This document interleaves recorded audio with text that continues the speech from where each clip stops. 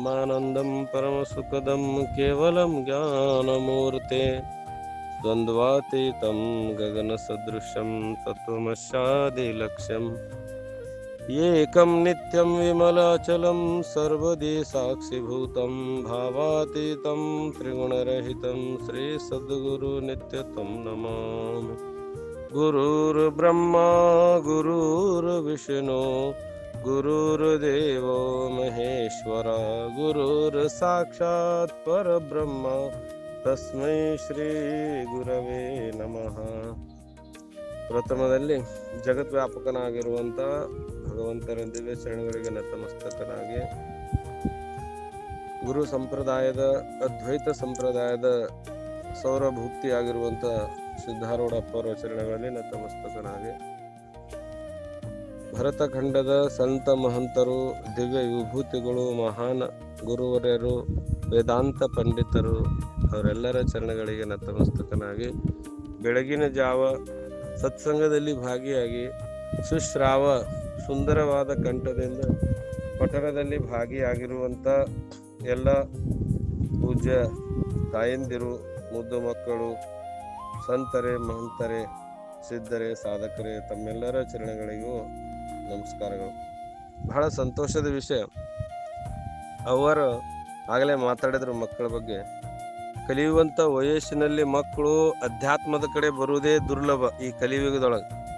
ಅಂತ ಅಧ್ಯಾತ್ಮದ ಕಡೆ ಬಂದು ತಮ್ಮ ಜೀವನ ಉದ್ಧಾರ ಮಾಡ್ಕೊಳ್ಳೋಗೋಸ್ಕರ ಸನಾತನ ಧರ್ಮದ ಧರ್ಮ ಗ್ರಂಥ, ಎಷ್ಟೋ ಮಕ್ಕಳಿಗೆ ಇನ್ನೂ ಆ ಗ್ರಂಥದ ಮುಖನೇ ನೋಡಿಲ್ಲ. ಇನ್ನೂ ಎಷ್ಟೋ ಜನ ಭರತಖಂಡದಲ್ಲಿ ಮಕ್ಕಳು ಆ ಗ್ರಂಥದ ಮುಖಪುಟವೇ ನೋಡಿಲ್ಲ.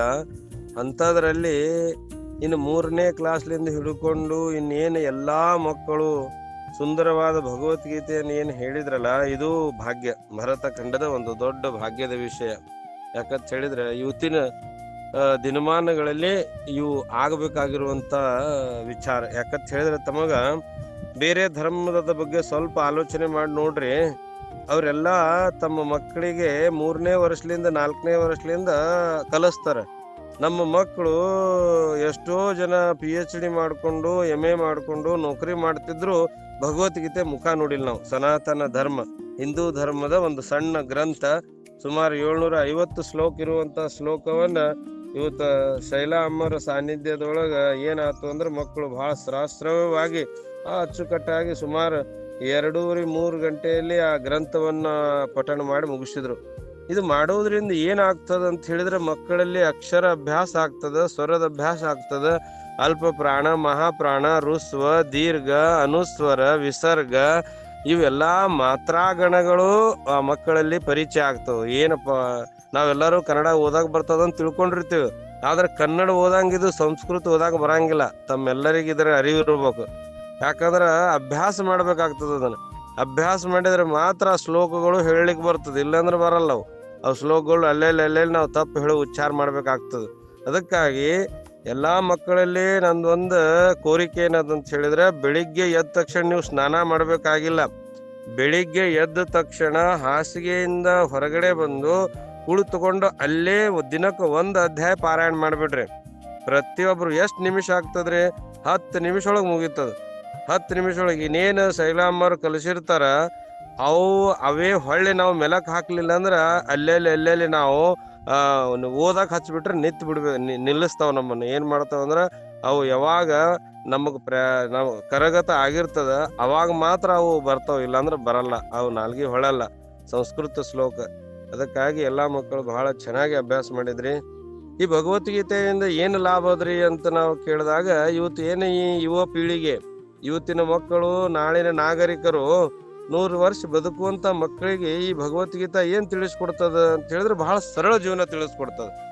ನೋಡ್ರಿ, ನಿನ್ನೆ 17ನೇ ಅಧ್ಯಾಯದ 14ನೇ ಶ್ಲೋಕ ಎಷ್ಟು ಸುಂದರ ಅದ ಅಂತ ಹೇಳಿದ್ರ ತಾವೆಲ್ಲರೂ ಆಶ್ಚರ್ಯ ಪಡ್ತೀರಿ. ನಾವ್ ಏನೋ ತಿಳ್ಕೊಂಡ್ಬಿಟ್ಟಿವಿ.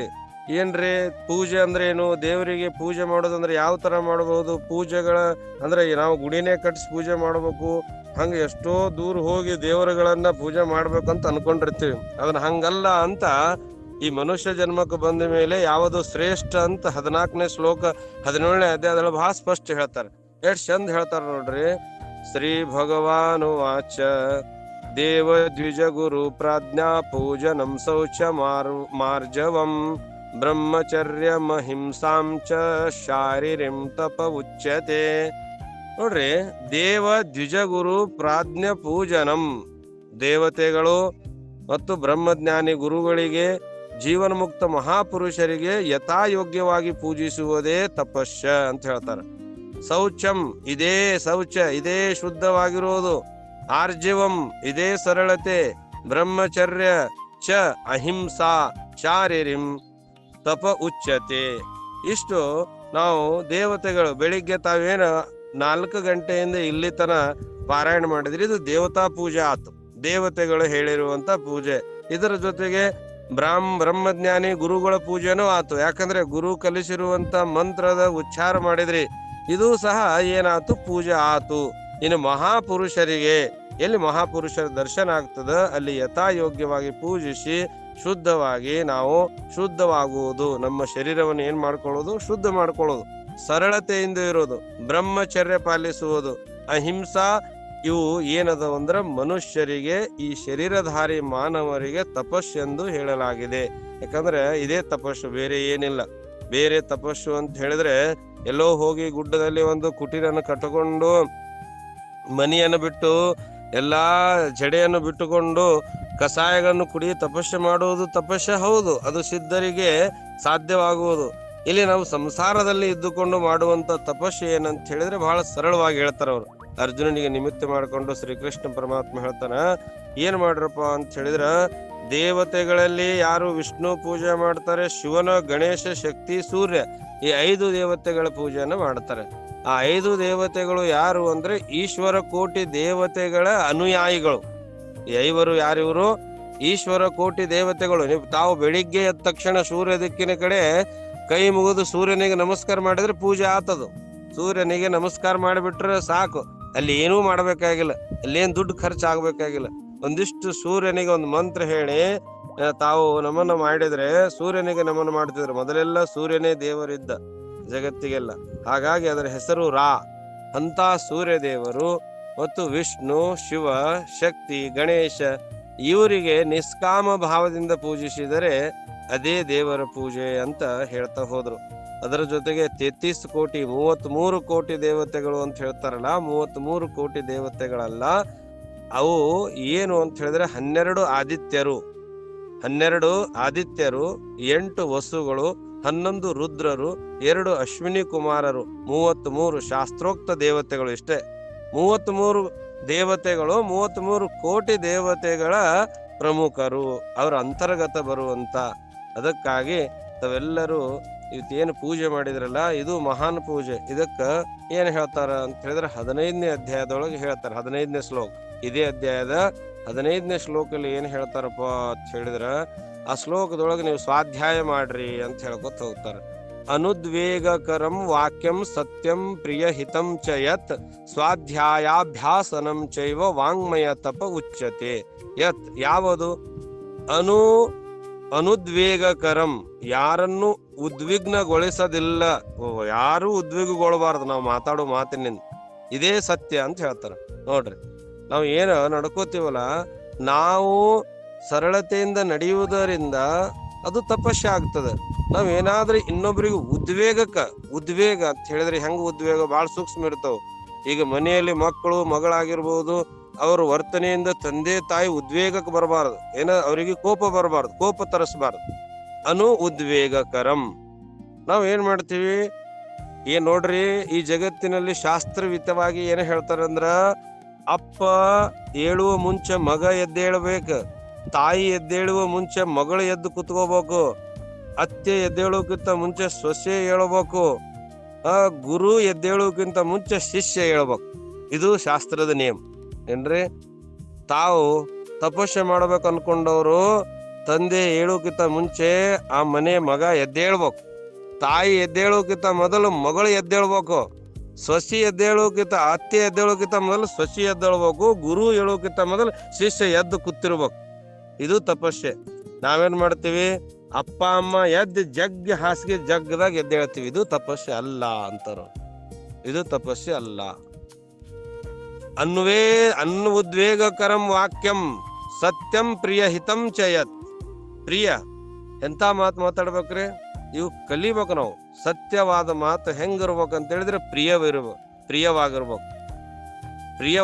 ಅದಕ್ಕ ಒಂದ್ ಕಡೆ ಹೇಳ್ತಾರ, ಅದನ್ನ ಸುಭಾಷಿತವು ಒಂದು ಮನುಸ್ಮೃತಿಯಲ್ಲಿ ಇರ್ಬೇಕು. ಸತ್ಯಂ ಬ್ರೂಯಾತ್ ಪ್ರಿಯಂ ಬ್ರೂಯಾತ್ ನಾ ಬ್ರೂಯಾಂ ಸತ್ಯಂ ಅಪ್ರಿಯಂ ಪ್ರಿಯಂ ಚ ನಾನೂರ್ತಂ ಬ್ರೂಯಾತ್ ದ್ವೇಷ ದೇಶ ಧರ್ಮ ಸನಾತನಃ. ನೋಡ್ರಿ, ಸತ್ಯಂ ಬ್ರೂಯಾತ್ ಪ್ರಿಯಂ ಬ್ರೂಯಾನ್ ಬ್ರೂಯಾತ್ ಸತ್ಯಮ ಪ್ರಿಯಂ. ಹೆಂಗಿರ್ಬೇಕ್ರಿ ಮಾತು? ನಾವು ಮಾತಾಡೋ ಮಾತುಗಳು ಸತ್ಯವಾಗಿರ್ಬೇಕು, ಅವು ಪ್ರಿಯ ಆಗಿರ್ಬೇಕು. ಅಸತ್ಯವಾಗಿರುವಂತ ಮಾತವನ್ನು ಹೇಳಬಾರ್ದತ್ತಾರವ್ರು.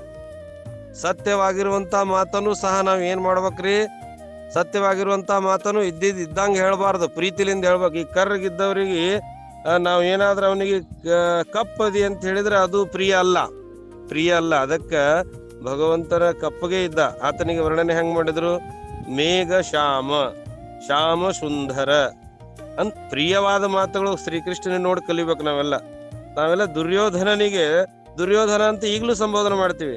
ಆದ್ರೆ ಭಗವಾನ್ ಶ್ರೀಕೃಷ್ಣ ದುರ್ಯೋಧನನಿಗೆ ಸುಯೋಧನ ಅಂತ ಕರೆದ್ರಂತೆ. ನೋಡಿ ಎಂತ ಒಳ್ಳೆ ಮಾತುಗಳು. ನಾವೆಲ್ಲ ಕಲಿಬೇಕು. ನಾವಿದ್ದ ಹೆಸರುಗಳನ್ನ ಕೆಡಿಸ್ತೀವಿ, ವಿರೋಪ ಮಾಡ್ತೀವಿ, ನಮಗ್ ಮಾತಾಡಕ ಬರೋದಿಲ್ಲ. ಮಾತನಾಡಿದ್ರೆ ಹೆಂಗಿರ್ಬೇಕಂತ ಹೇಳಿದ್ರ, ಆ ಮನುಷ್ಯ ಮಾತಾಡಿದ್ರ ಮುಂದೆ ಅವರಿಗೆ ಪ್ರೀತಿ ಅನಿಸ್ಬೇಕತ್, ಅವ್ರಿಗೆ ಪ್ರಿಯ ಅನಿಸ್ಬೇಕು, ಸತ್ಯವಾಗಿರ್ಬೇಕು. ಅಪ್ರಿಯ ಮಾತುಗಳು ಎಂದೂ ಮಾತಾಡಬಾರದು ಅಂತ ಹೇಳ್ತಾರ ಅವ್ರು. ಇದೇ ಪೂಜೆ ಅಂತ. ಇದು ಸನಾತನ ಧರ್ಮದ ಒಂದು ಪೂಜೆ ಅಂತ. ನೋಡ್ರಿ, ನಾವೇನ್ ಮಾಡ್ತೀವ್ರಿ? ಕ್ರೂರವಾಗಿ ಮಾತಾಡ್ತೀವಿ, ನಾವು ಚಾಡಿ ಹೇಳ್ತೀವಿ, ವ್ಯಂಗ್ಯ ಮಾತಾಡ್ತೀವಿ, ಅಪಮಾನ ಮಾಡ್ತೀವಿ, ನಿಂದಾ ಮಾಡ್ತೀವಿ. ಇವೆಲ್ಲವೂ ಸಹ ಮನುಷ್ಯನಿಗೆ ಏನ್ ಮಾಡ್ತಾವ ಅಂದ್ರೆ ಶಾಂತಿ ಕೆಡಿಸ್ತಾವ. ನಮಗೂ ನಿದ್ದೆ ಬರುವುದಿಲ್ಲ, ಆ ಹೇಳದವರಿಗೂ ನಿದ್ದೆ, ಕೇಳದವರಿಗೂ ನಿದ್ದೆ ಬರುವುದಿಲ್ಲ. ಅದಕ್ಕಾಗಿ ಮಾತು ಕಲಿಬೇಕು ಅಂತ ಹೇಳಿದ್ರ ಅವ್ರು. ಮಾತು ಹೆಂಗಿರ್ಬೇಕ್ರಿ? ಕಲಿಬೇಕಂದ್ರು. ಕಡಕೊಳ ಮಡಿಯೊಳಪ್ಪರು ಏನಂದ್ರು? ಮಾತು ಕಲಿಯಬೇಕು, ಮಾತಿನ ಅರ್ಥ ತಿಳಿಬೇಕು, ಮಾತು ಬಲ್ಲ ಮಹಾಜ್ಞಾನಿಯ ಕೂಡ ಕೋತಿ ಹಂಗ ಬೆನ್ನ ಹತ್ತಿರಬೇಕು, ಮೂಕನಾಗಬೇಕು, ಜಗದೊಳು ಜಾಕ್ಯಾಗಿರಬೇಕು. ಮಾತು ಕಲೀರಿ ಅಂದ್ರು. ಅವಾಗ ಮಾತು ಕಲಿತರ ಮಾತಾಡಕ್ ಬರ್ತದ. ನಾವು ದೇವರು ಏನೋ ನಮಗ ಈ ಜನ್ಮದೊಳಗೆ ಮಾತಾಡಕ್ ಕೊಟ್ಟನಂತ ಹೆಂಗಾರ ಮಾತಾಡಿದ್ರೆ ಮುಂದಿನ ಜನ್ಮದೊಳಗೆ ಮೂಕರಾಗಿ ಹುಟ್ಟಬೇಕಾಗ್ತದ. ಮಾತಾ ಬರುವುದಿಲ್ಲ. ಒಂದೊಂದು ಜನ್ಮ ಇರ್ತಾವ, ಅಲ್ಲಿ ಮಾತಾ ಬರುವುದಿಲ್ಲ. ಯಾಕಂದ್ರೆ ಕೊಟ್ಟಿರುವಂತ ಈ ಜನ್ಮದೊಳಗೆ ಚಂದಾಗಿ ಮಾತಾಡ್ಲಿಲ್ಲ, ಚಂದನ್ನು ಉಣ್ಣಲಿಲ್ಲ, ನಾವು ಚಂದಾಗಿ ಜೀವನ ಮಾಡ್ಲಿಲ್ಲ ಅಂದ್ರೆ ಇನ್ನೊಂದು ಜನ್ಮ ಬಹಳ ಕಷ್ಟಕರ ಇರ್ತದ. ಅದಕ್ಕಾಗಿ ಮನುಷ್ಯನಿಗೆ ಕಷ್ಟ ಇರೋದು ಅಜ್ಞಾನದೊಳಗೆ. ಮನುಷ್ಯ ಎಲ್ಲಿ ತನ ಅಜ್ಞಾನದೊಳಗೆ ಇರ್ತಾನೆ ಅಲ್ಲಿ ತನ ಕಷ್ಟ ಇರ್ತದೆ. ಮನುಷ್ಯ ಜ್ಞಾನಿ ಆದ್ರ ಗುರುದೀಕ್ಷೆ ತಗೊಂಡು ಗುರುವಿನ ಗುಲಾಮನಾಗಿ ತನ್ನ ಮನೆಯನ್ನು ಉದ್ಧಾರ ಮಾಡ್ಕೊಂಡಾಗ ಇಡೀ ಜಗತ್ತಿಗೆ ಅವನು ಏನಾಗ್ತಾನ? ತಾನೇ ದೇವರಕ್ಕನ. ಅವ ಜಗತ್ತಿನೊಳಗ ಸರ್ವ ದುಃಖ ಏನು ದುಃಖದವ ಅವ್ ನಿವೃತ್ತಿ ಮಾಡ್ಕೊಂಡು ಪರಮಾನಂದ ಪ್ರಾಪ್ತಿ ಮಾಡ್ಕೋತಾನ ಅನ್ನುವಂತ ಮಾತನ್ನ ಬಹಳ ಸುಂದರವಾಗಿ ಭಗವದ್ಗೀತೆ ತಿಳಿಸ್ಕೊತ ಬರ್ತದೆ. ಇವತ್ತು ಮಕ್ಕಳೆಲ್ಲ ಪಾರಾಯಣ ಮಾಡ್ತಾ ಇದ್ದಾರೆ. ಮುಂದೊಂದ್ ದಿವ್ಸ ಅದ್ರ ಅರ್ಥ ಏನೈತಿ ಅಂತ ಹೇಳಿದಾಗ ಅರ್ಥವನ್ನು ತಿಳಿತಾ ಹೋದಾಗ ಎಷ್ಟು ಸರಳ ಐತ್ ನೋಡ್ರಿ. ಸತ್ಯಂ ಬ್ರೂಯಾತ್ ನ ಬ್ರೂಯಾತ್. ನಾವು ಏನು ಮಾತಾಡಬಾರದು ಅಂತ ಹೇಳಿದ್ರೆ ಅಸತ್ಯ ಮಾತುಗಳನ್ನು ಮಾತನಾಡಬಾರದು. ಕ್ರೂರವಾಗಿ, ಖಾರವಾಗಿ, ಬಡಾಯಿ, ನಿಂದೆ, ಚಾಡಿ, ವ್ಯಂಗ್ಯ, ಅಪಮಾನ ಇವುಗಳನ್ನು ಬಿಡಬೇಕು ನಾವು. ಪ್ರಿಯ ವಾಕ್ಯ ಪ್ರಧಾನೇನ ಸರ್ವ ತುಷ್ಯಂತಿ ಜಂತವಃ. ಒಂದ್ ಕಡೆ ಹೇಳ್ತಾರೆ, ನಾವು ಪ್ರೀತಿಲಿಂದ ಮಾತಾಡಿದ್ರೆ ಸಣ್ಣ ಸಣ್ಣ ಹುಳುಗಳದಾವಲ್ಲ ಅವಗೂ ಖುಷಿ ಆಕ್ಕಾವಂತ. ನಾವು ಪ್ರೀತಿಲಿಂದ ಮಾತಾಡಿದ್ರ ಸಣ್ಣ ಹುಳ, ಇರುವಿ ಅವೇ ಇರ್ತಾವಲ್ಲ ಅವು ಸಹ ಕೇಳ್ತಾವ, ಅವಗಿ ಖುಷಿ ಸಂತೋಷವಾಗ್ತಾವಂತ. ನಾವು ಮಾತಾಡಿದ್ರೆ ಏನ್ ಅದ್ಭುತ ಮಾತಾಡ್ತಾನಪ್ಪ ಅಂತ ಹೇಳ್ತಾರಂತ. ಹಂಗ ನಾವು ಮಾತನ್ನ ಕಲಿಬೇಕಾಗ್ತದ. ಅದಕ್ಕಾಗಿ ಪ್ರೀತಿಯಾಗಿ ಮಾತಾಡಿದ್ರೆ ಮನುಷ್ಯ, ಪಶು, ಪಕ್ಷಿ, ಸಮಸ್ತ ಜೀವ ಜಂತುಗಳು ಅವು ಸಹ ಏನ್ ಮಾಡ್ತಾವಂತ, ಅವು ಸಹ ಏನ್ ಅದ್ಭುತ ಮಾತಾಡ್ತಾರಲ್ಲ ಅಂತ ಹೇಳ್ತಾರಂತ. ಹಂಗಾಗಿ ನಾವು ಇನ್ನೊಬ್ಬರಿಗೆ ದ್ವೇಷದಿಂದ, ನಾವು ವೈರತ್ವದಿಂದ ಮಾತನಾಡದೆ ಪ್ರೇಮ, ದಯ, ಕ್ಷಮೆ ಇವು ಮೂರು ಸಂತರ ಲಕ್ಷಣಗಳು. ಮನುಷ್ಯನಲ್ಲಿ ಇವು ಮೂರು ಇರ್ಬೇಕು. ಏನಿರ್ಬೇಕ್ರಿ? ಮೊದಲನೇದು ಪ್ರೇಮ್, ಎಲ್ಲರನ್ನು ಪ್ರೀತಿಸ್ಬೇಕು, ಎಲ್ಲರಿಗೂ ಗೌರವ ಕೊಟ್ಟು ಮಾತಾಡ್ಬೇಕು, ಎಲ್ಲರಿಗೂ ಪ್ರೀತಿಸ್ಬೇಕು. ಎರಡನೇದು ದಯ, ಎಲ್ಲಾ ಜೀವ ಜಂತುಗಳ ಮೇಲೆ ದಯ ಇರ್ಬೇಕು, ಕರುಣೆ ಅಂತ ಹೇಳ್ತಾರೆ. ದಯವಿಲ್ಲದ ಧರ್ಮ ಅದ್ಯಾವ ದಯ? ದಯ ಬೇಕು ಸಕಲ ಪ್ರಾಣಿಗಳಲ್ಲಿ, ದಯವೇ ಧರ್ಮದ ಮೂಲವಯ್ಯ ಅಂದ್ರು ಬಸವಣ್ಣವರು. ನೀವು ಧರ್ಮ ಧರ್ಮ ಅಂತ ಹೇಳ್ತಿರಲ್ಲ, ಅದ್ ಯಾವ ಧರ್ಮ? ಅದು ದಯ ಬೇಕು ಸಕಲ ಪ್ರಾಣಿಗಳಲ್ಲಿ, ಎಲ್ಲಾ ಪ್ರಾಣಿಗಳ ಮೇಲೆ ದಯ ಇರ್ಬೇಕಂದ್ರ ಅವ್ರು. ಅದಕ್ಕಾಗಿ ದಯ ಮೊದಲನೇದು ಮನುಷ್ಯನಲ್ಲಿ ಪ್ರೇಮ ಇರಬೇಕು, ಎರಡನೇದು ದಯ, ಮೂರನೇದು ಕ್ಷಮೆ. ಕ್ಷಮೆ ಅಂದ್ರೆ ಏನ್ರಿ? ಏನು ಅಜ್ಞಾನದೊಳಗೆ ಜನ ನಮ್ಮನ್ನು ನಿಂದಾ ಮಾಡಿರ್ತಾರ, ಕೆಟ್ಟದನ್ನ ಮಾಡಿರ್ತಾರ, ತಿಳಿದೋ ತಿಳಿಲಾರ್ದೋ ಅವ್ರು ಏನ್ ಮಾಡಿರ್ತಾರ, ನಮಗ್ ತೊಂದರೆ ಕೊಟ್ಟಿರ್ತಾರ. ಅಂತವ್ರ ಬಗ್ಗೆ ನಾವು ಏನ್ ಮಾಡ್ಬೇಕು? ಕ್ಷಮ. ಅವ್ರ ವಿಚಾರವನ್ನು ಅಲ್ಲಿಗೆ ಬಿಟ್ಟು ಬಿಡ್ಬೇಕು. ಇದೇ ಉದಾರತೆ.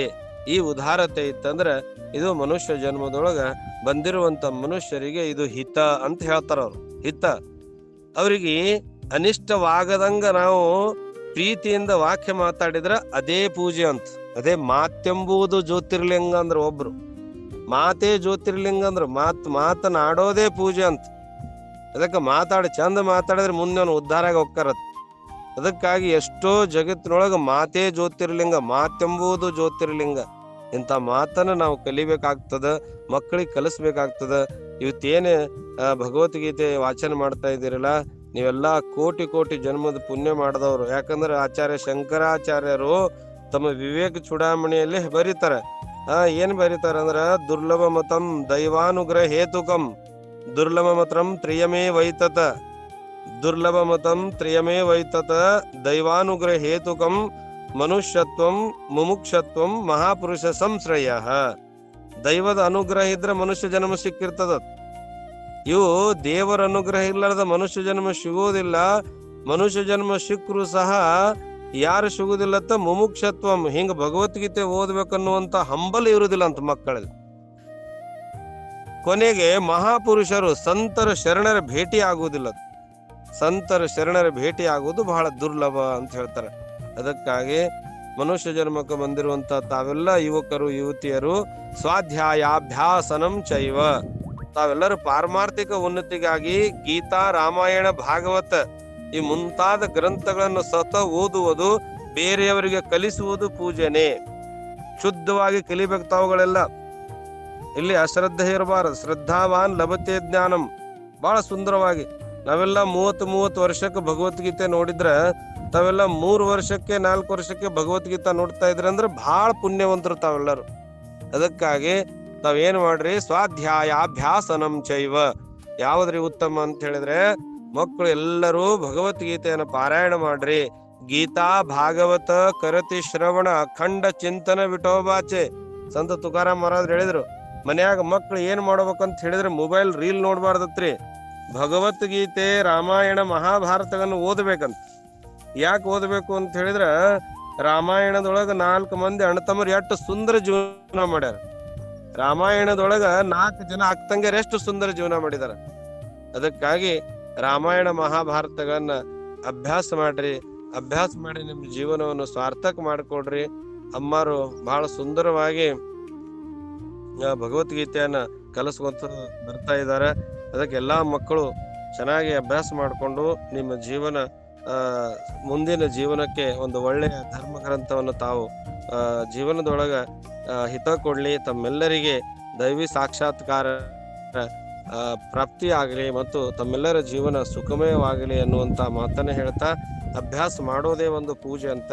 ಅದಕ್ಕೆ ಇನ್ನೂ ಈ ವಿಷಯ ಬಹಳ ಅದ. ಅದಕ್ಕಾಗಿ ತಾವೆಲ್ಲರೂ ದಿನಂಪ್ರತಿ ಒಂದೊಂದು ಅಧ್ಯಾಯ ಅಭ್ಯಾಸ ಮಾಡ್ತಾ ನಮ್ಮ ಮುಂದಿನ ಜೀವನಕ್ಕೆ ಒಂದು ಸನಾತನ ಧರ್ಮ ಗ್ರಂಥದ ಅಭ್ಯಾಸ ಮಾಡ್ತಾ ಅದ್ರ ಮೇಲೆ ಅಧಿಕಾರಿ ಆದ್ರೆ ಅದೇ ಅಧಿಕಾರಿ ನಿಮ್ಮನ್ನ ಜೀವನ ಪೂರ್ತಿ ದುಃಖಗಳಿಂದ ದೂರ ಮಾಡಿ ಸರ್ವ ದುಃಖದ ನಿವೃತ್ತಿ ಪರಮಾನಂದ ಪ್ರಾಪ್ತಿ ಮಾಡಿಕೊಡುವಂತ ಪ್ರಕ್ರಿಯೆ ಗ್ರಂಥವನ್ನು ತಾವೆಲ್ಲರೂ ಅಭ್ಯಾಸ ಮಾಡ್ತಾ ನಿಮ್ಮ ಜೀವನ ಉದ್ಧಾರ ಮಾಡ್ಕೊಳ್ರಿ ಅಂತ ಹೇಳ್ತಾ ಮಾತಾಡ್ಲಿಕ್ಕೆ ಅವಕಾಶ ಮಾಡಿಕೊಟ್ಟಂತ ಎಲ್ಲಾ ತಾಯಂದ್ರಿಗೂ ತಮ್ಮೆಲ್ಲರಿಗೂ ಎಲ್ಲಾ ಸಂತ ಮಂತರಿಗೂ ನಮನ ಮಾಡ್ತಾ ಈ ಮಾತನ್ನು ಮುಗಿಸ್ತಾ ಇದ್ದೀನಿ. ಎಲ್ಲರಿಗೆ ಓಂ ನಮಃ ಶಿವಾಯ. ರಾಮೋಪರ ಮಾತಾಡ್ರಪ್ಪ.